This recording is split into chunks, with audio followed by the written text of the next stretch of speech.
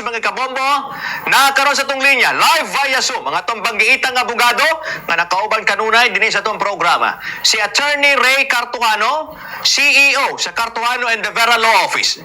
Attorney Ray, good morning. Welcome dinhi sa tong programa sa Bombohanay Big Time. Welcome ka dinhi sa Bombo Radio Davao, Attorney. May buntag, Bumbulabi. Okay, good morning, Attorney. Dinita sa bagong development nga, di na ni basta-basta nga development, Attorney Ray, ang mismong igsuon sa Pangulo, maunay nagbulgar nga si PBBM nagadroga. Ginamay patong iyang First Lady nga si Lisa Arita Marcos. Unsa kadako ni, Attorney Ray, mamahimo na ba ning mitsa nga wala, di na yun kauman si PBBM sa iyang pangatungdanan ni si Pangulo sa Pilipinas, Attorney? So itong panahon siguro Bumbulabi sa context sa kaning corruption issue, no? Kaning nagkagubot nga corruption issue. Kaya murag imong i-analyze itong mga events, murag si President Bongbong Marcos, dili niya kontrolado iyang gobyerno. No, in fact, kaning revelation ni Senator Amy Marcos, in the context ni sa katong medyo natabunan nga resignation sa executive secretary nga si Lucas Bersamin, no, ug ang budget secretary nga si Pangandaman ug kaning anak ni executive secretary Bersamin. So mo nung context sa revelation murag gipakita din ni Bumbulabi nga base na problema jud, no, sa kaning governance sa atong nasod tungod kay atong presidente, no, tungod lagi sa iyang previous nga history, ang iyang behavior, no, murag ang nakapalibot sa iyang nai-control. No, tungod kay background ani sa statement ni Senator Amy, murag ipakita niya ba ang iyang younger nga brother murag wa pay buot ba. No, in fact ang statement niya di kayo responsable tungod lagi nga nagagamit og kaning droga, pero kaning pangutana ni Bumbulabi kaning paggamit og droga nabago ni impact sa kaning governance ug kaning giningon natong leadership issue. No, ang atong panahon mong go sa public official open ang imong imong personal life mo nang problema na Bumbulabi, no, di man pribado nga tao si President Bongbong Marcos kung siya ka public figure. In fact, number one public figure sa atong nasod. Ang statement na gikan sa usa ka igsuon damaging kay ni sa iyahang presidency. No, tungod kay tanawon nato sa tanang maigsuon ang nagiutok si Senator Amy Marcos man. No, in fact sa mga Marcoses morning dapat unta, no, kung kita mo tanaw sa dynamics nila morning dapat nga mo continue sa legacy sa iyang amahan. But tungod himong junior ni si Ferdinand Marcos si Bongbong Marcos instrumental mo guni sa pagbugna sa coalition si Senator Amy Marcos, no, kung coalition na Marcos o Duterte morning kusog kayo ni sa una, no, nga nabulag na ni siya karon Bumbulabi. So tanaw na to mo ng context, no, kung tanaw mo per se kanang statement ni Senator Amy Marcos, no, nga murag iyang gidamage ang iyang igsuon, murag limitado siya nga lensa, no, tanaw nimo sa dako nga lensa, no, totality, family history, no, kaning background sa mga resignations, di na napakita nimo nga atong presidente di nga control, no, ang iyang kabinete. No, imagine mo executive secretary ni resign. May problema din na imo executive secretary mastermind na apil sa binuang nga wa kabalo. No, kay hindi na siya Bumbulabi nga ang atong presidente wa kabalo. Nga gikortahan na pud siya sa mga nakapalibot sa iya. No, usa din ha basi posible ta ang atong mastermind din si PBBM ang mastermind ang iyang executive secretary. No, although blind ang atong presidente, so daghan sa expectation Bumbulabi ba nga imong i-match nganong mahimo makang whistleblower nga ikaw man ang mahimong mastermind. So usa ka logical nga conclusion ani Bumbulabi, no, sa context kaning accusation ni Senator Amy nga posible no nga wala sa passing ang atong presidente tungod lagi nga sa iyang history, ang iyang behavior, no, ang basi nag-continue gyapon siya gamit sa kaning ginadili nga droga. So tanawon nato nga dako nga perspective na tungod kay ato maning presidente. No, ato maning presidente natay interest sa iyang mental sanity ba, no, sa iyang kaning iyang capacity nga mo-govern sa atong nasod. No, di na nato tanawon nga nagagamit siya droga, no, but sa dako nga picture nga capable pa gud siya nga padagaran na atong nasod. Kaduha, kaning dako nga corruption sa atong nasod tungod ni sa siguro ang iyang capacity nga mutanap sa iyang palibot, no, mo na migros karon nga picture nga base ang usa dili ka mastermind ang atong executive secretary nga wa ang atong presidente. Yan. Oo, basi nawala gyud sa passing tinuod bitaw, no? Attorney Ray. Anyway, naay mga kuan karon ha, mga opposing views nga mikalat na attorney gikan pud sa mga legal luminaries ang uban. Murag ipuntirya niya sa katauhan o nila sa katauhan pod siya nag-expose nga kini si PBBM. Unya kini man ko si Amy Marcos murag gitrace niya gikan natong intact pa sila sa pamilya, si Amy Marcos being the ate hangtod nga nagmenyo na, may partner na si PBBM, si Lisa. Murabag iyang gi-explicar nga ani gyud si PBBM, ani gyud ang behavior. Nagadroga gyud ni siya. Kami gani nagalimpyo. Pero ang ubang mga panglantaw, Attorney Ray, nakisawsaw lang daw sa momentum si Amy Marcos gumikan kay lagi. Grabe po ang iyang kanag yung role, no? Grabe po ang kanabang palantaw sa mga tao sa iya nga pwede po siya makagain lagi yung momentum niya. Kay doon naman gud po ni siya yung mga preserbasyon o doon na po ni siya paglantaw aron lagi na mamay moment na po niya ang iyang political career pointing sa 2028 daw. Attorney Ray, unsa ang mas matimbang din kining mga pulong nga blood is thicker than water kahit papaano unta dili siya ang mo expose or mas nipatig babaw diri ang tendency nga mudaganay gud pod kining si Amy Marcos, attorney? Yung tanan nga statement sa usa ka politiko subject sa anang interpretation. No, kay itong mga politiko man gud mabasa na ka sa public service, tanan nimong actuation subject sa anang idea, no, nga mo take advantage ka.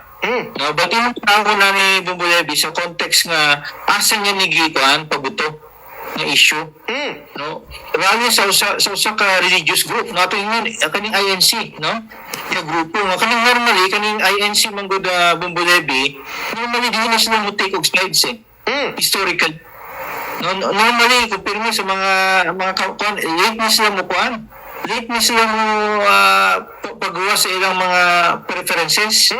No, sa kaning statement ni Senator Amy Marcos diha sa usa ka gathering sa usa ka religious organization nga traditionally wala nag-appeal sa kuan sa politika, tanawon mo nga context po, no, ka base kaning ilang statement ilang pagtanaw jud nga dapat expose ni siya, no, mo ba sa katawhan tungod lagi nga kung dili mo ni expose magpadayon ni siya.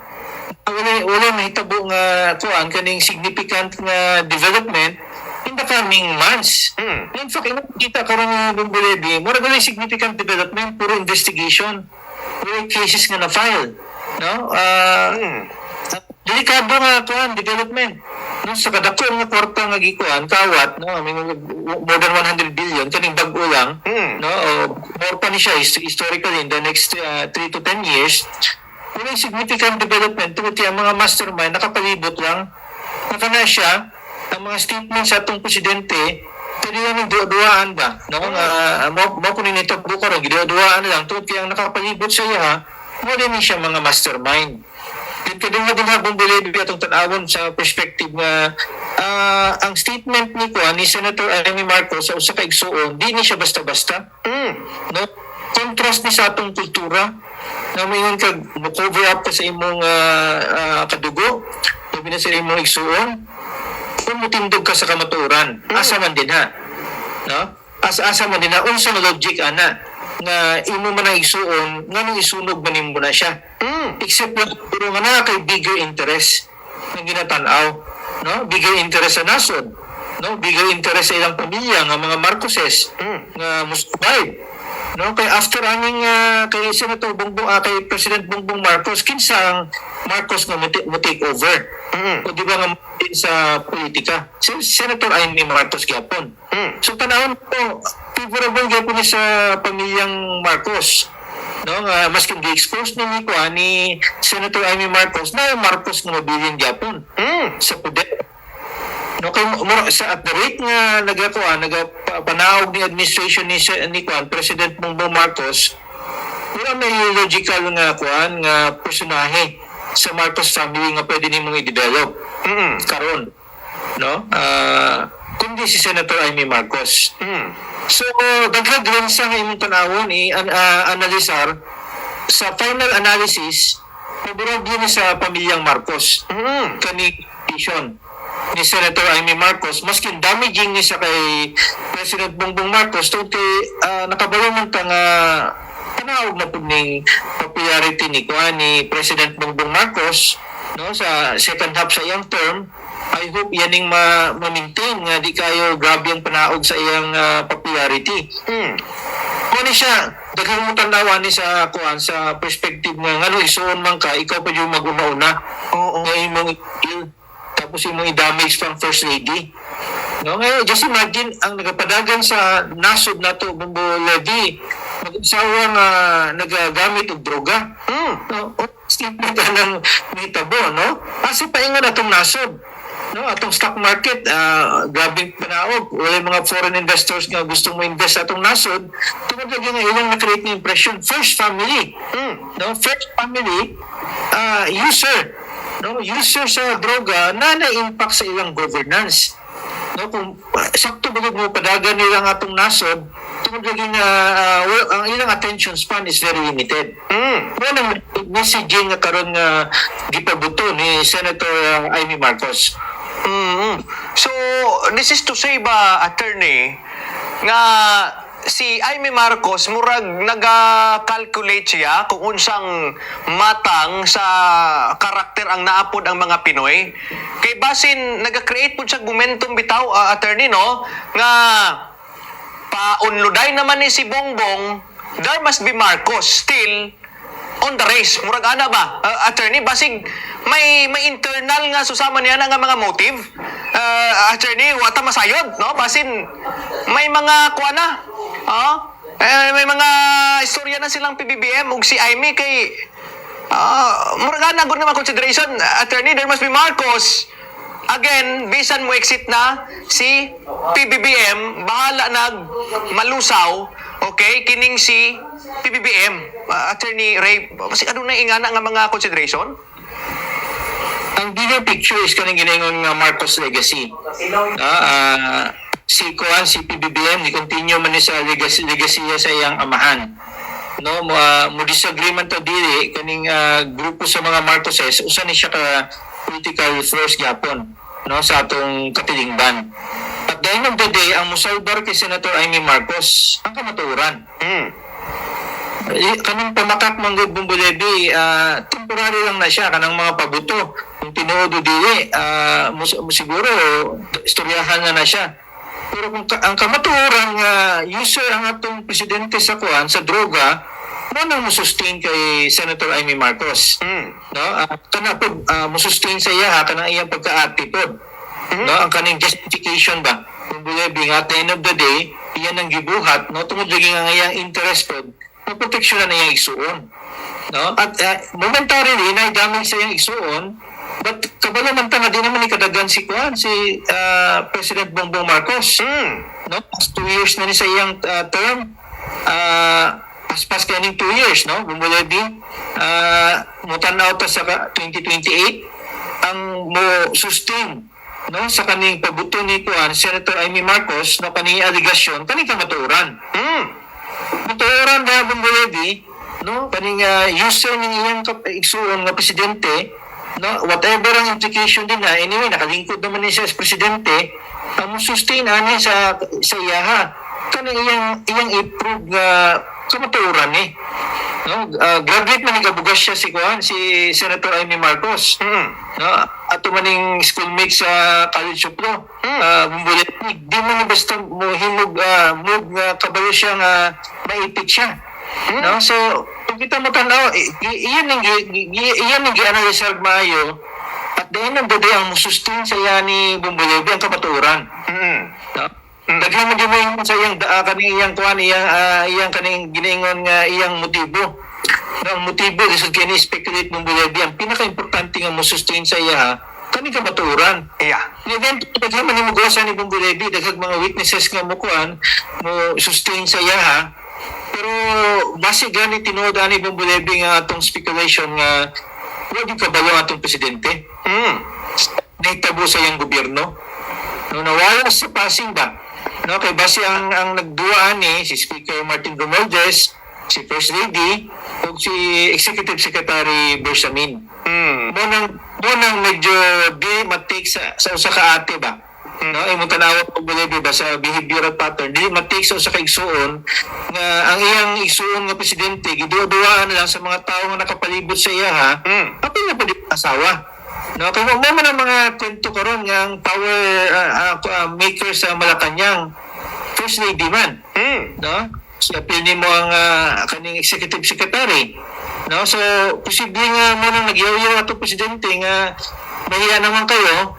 Tungod kay ang pagkabalo, kung saan dagang nitabo ang korupsyon sa gobyerno, pero nakapalibot sa iya, part po sa kaning dako nga problema. So, man ang context sa usa ka ate ba? Na imo pa nawo no ang murag ang uban mo tan-aw nga grabe man ni si Senator Amy Marcos ang igsuon iya man ning gisunog. Pero perspective sa kanang giningon nga ate ba nga murag na kay moral ascendancy no siya man ang kamagwangan sa pamilya nga Marcos iyang pagtan-aw aside from senator na siya katungod. No na siya katungod kadugo man na niya nga iyang expose ang kamatuoran. Attorney, dirita sa initial nga depensa no sa Malacanang kuha na lang nato ni channel na lang yun nato ni sa effort po ni Claire Castro nga murag wapoy tulog kagabi. Unya i-touch na to diya sa imo usab nga wordings Attorney Ray nga kada bitawng ang makasustain kay Amy Marcos ang kining kamatuoran. Okay? So, kung tanaw na to ang depensa sa Malacanang through Yusek Castro wala gyud kamaturan kining gisulti ni Amy Marcos pagbutang-butang lamang desperada moves anong klaseng ate ka maluwas pa or masalba ba si Amy Marcos through presenting evidence Attorney Ray or enough na nga ate si Amy Marcos di na nimo kinahanglan pa nga maghulat diya og proof nga naglimpyo sila diya sa Malacanang after the party of PBBM or Lisa Marcos or kinahanglan nga may ipresenta gyud nga tangible nga ebidensya Attorney Ray si Amy Marcos Attorney. Well, masabtan nato ang trabaho ni Yusek Castro. Lisod na siya no nga trabaho kanang presidential spokesman. No maski kung perception ang imong advokasya no sa kanimong public nga nga pronouncement dapat mo align no sa pagdepensa sa presidente mo man yung trabaho no as presidential spokesman pero katong na mention gisugdan na ni ni Senator Amy Marcos no kaning statement po ni Yusek Castro nga anong klaseng kapatid ka no anong klaseng ate ka na imo nang i-damage ni mo igsuon at the end of the day ang kamatuoran ang sustain din ni Bumbulebi. No, kabalo na si Senator Amy Marcos, no, being a law graduate, no, abogado man na siya, kabalo ni siya sa iyang duwa din ha. Nang musustain ni sa iya, yan ang ipabuto. So at the end of the day, ang musustain sa iyang kamatuoran eh. Nalimitado ang knowledge ni Yusek Castro. No, di man ni siya igsuon. No, bago lang man na siya giappoint. As spokesman, iya man ang trabaho nga mo apologize no mo depensa sa administration pero mutanaw ta all things equal may advantage kaning statement ni Senator Amy Marcos tungod kay dili siya mamakak wala ni sa iyang posisyon karon nga mamakak kay kung tanaw nato nga ang logic nga nani siya plano nga 2028 madamis na siya Bumbulebi no sa iyang mga pamakak ba sa iyang igsuon so kani siya calculated move ni Senator Amy Marcos musustain sa iyaha tungod kay kung muguwas ng kamatuoran no kadaghanan di man nato ma-please ang kadaghanan sa politikano Bumbulebi no kay naman joy maski sa imong ingnon bali man jud ka no but the day kadaghanan sa Pilipino maminaw ni sa kaning istorya. No, kana istorya, kabalo ni si Senator Amy Marcos, no, knowing sa iyang background po, nga kuan no strategic kay mo tan-aw pod nga investment niya ni. No kani iyang pabuto investment niya ni hopefully ang iyang ginatanaw ani ang pagdepensa sa legacy sa iyang amahan. No, mo na yung at the end of the day, madamage si Kuan, President Bongbong Marcos, ini pagwas naman ni siya. At the end of the day, kung mo tumaturan, ang mo benepisyo ani si Senator Amy Marcos. No? Mo yung katawang tinuod yun ini.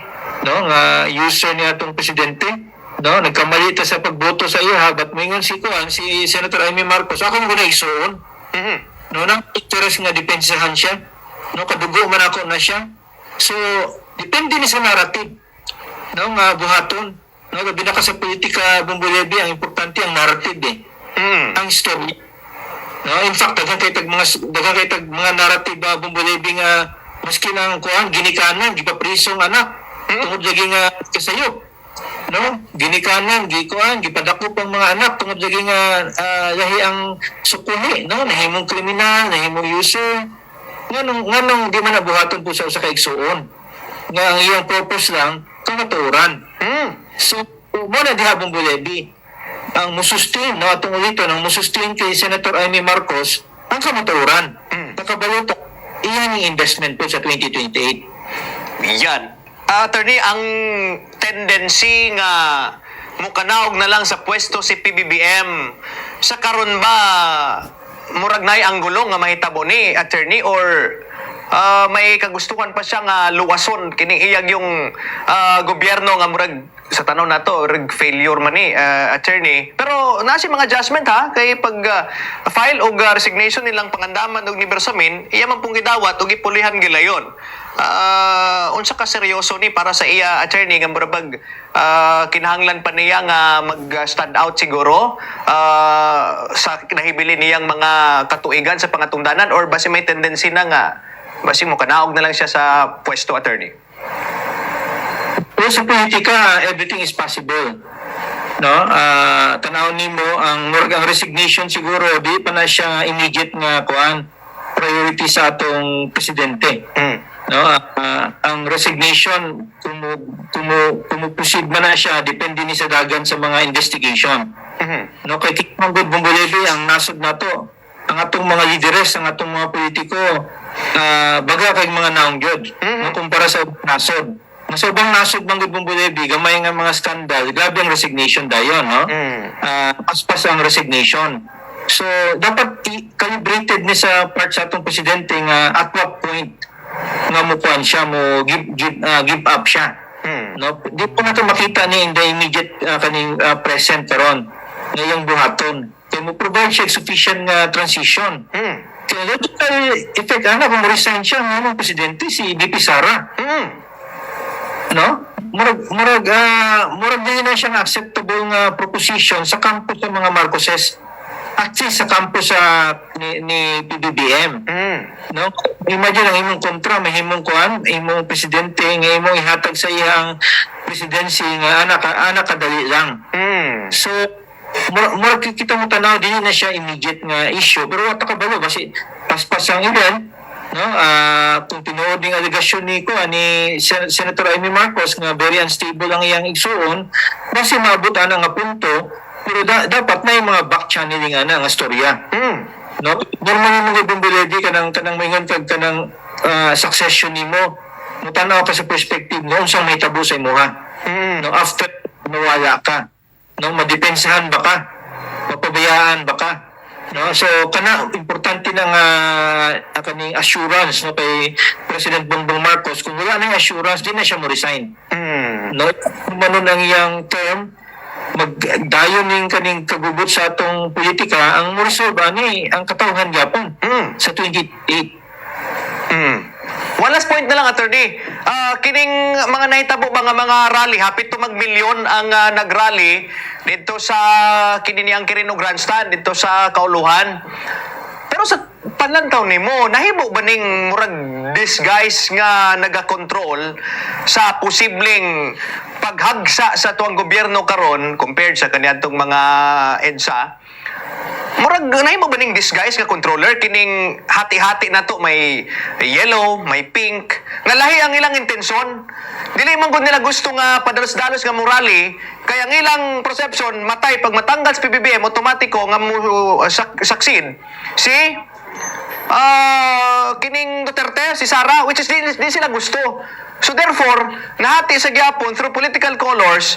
That's why wala na imong buo or compared lagi sa mga EDSA nga nitabo kaniadto nga usahan biisang mga religious sector, any organization isahan, pero may mga political colors karon nga lahi man gud. So nahimo siyang murag blessing in disguise siguro, attorney, nga dili may tabo ang susama kaniadto mga EDSA. Unsay reaction nimo ani? Yes, no, nato sa panahon nga fragmented atong nasod, Bumbulebi. No, ang kaning rally sa present karon sa INC man ni siya, no? Nga significant siya, makita nimo iyang drawing power. Pero limitado ni sa usa ka religious group, no, nga kusog pug kayo, no, nga mo determine sa atong politika. Ang mainstream nga Catholic nga religious organization, kung tanawon nimo based sa statement sa ilang mga bishop, no, at sa ilang mga leaders, dito man sa pikas ng kampo po. No? Dito sa pikas ng kampo, ang minutag majority, no, ang kaning mga Catholics, pero ang next nga pangutana ni, ang Katoliko ba mosunod ba sa statement sa ilang mga bishop o mga cardinal, no? Diha pa makita nimo asa ni nani sa kaning at certain point of time kaning showdown. Tapos nitabuhan ng Bumbulebi, no, sad part, ano ga-decide sa atong politika karon kaning mga big nga mga religious groups. No, atong kaning mga prinsipyo sa atong mga political parties karon murag nawala na. No? Ang kaning atong giningon nga progressive left. No? Diha man ta nanggikan ang progressive left Bumbulebi, murag tinted mo ng ilang reputasyon. No? No, kay kanang idealismo to ba kanang nag-arali ta sa una Bumbulebi ba nga ganahan ta sa ilang politika. Karon tinted na pod. No, selective kuan sila, selective nga kanang pamaagi sa pagpili sa mga grupo. So, in short, nata sa stage karon Bumbulebi nga transition, very fluid. No? Kani depende ni sa duwa sa atong mga political group, no, mga religious nga organization. Nahimutang usa ka nasod ng mga decision makers ang atong mga religious group. Na dapat naman tayo separation of church and state. Bumbulebi. But syempre, di po natin mabasa lang itong mga religious group kung ilang pagtanaw ang kadaghanan ng atong mga political parties wala na po nagabuhat sa dapat nga ilang buhaton. Mas may tabo ni karon, no? Kalos kadaghanan sa atong mga kongresista, atong mga senador na himong korap. No, ang danger ni Bumbulebi nga very uncertain time, no, nga naghilom-hilom lang atong armed forces. No, what kabalo Bumbulebi, no, sa mga nasod nga naitabuan ni kaning pag-take over sa kaning mga military, conducive ni sa aning type of environment. Nga yun tang naitabo na so far atong statement sa atong chief of staff nga nagarali man gyapon sila, no, sa atong konstitusyon. So in short, difficult times, no, transition times, very fluid, no, ato ka unsang may tabo atong mabalaan lang ani nga ang mga major players nagabanggaanay karon. No, layo pa kay 2028, but grabe na ang kuan, grabe na ang politika, no, Bumbulebi. Tungod lang po lagi nga ang atong nasod napil sa pinakagrabe po nga korupsyon. Dapat halos tanan nga Pilipino dapat mo storya po, mo take side. No, kung asa mo take side nga at certain point in time nga di po maguba atong demokrasya. Okay, Attorney Ray, thank you so much sa oras nga gigahin nimo sa Bombo Radio. Alam po sa tuang nga mga suking tigpaminaw.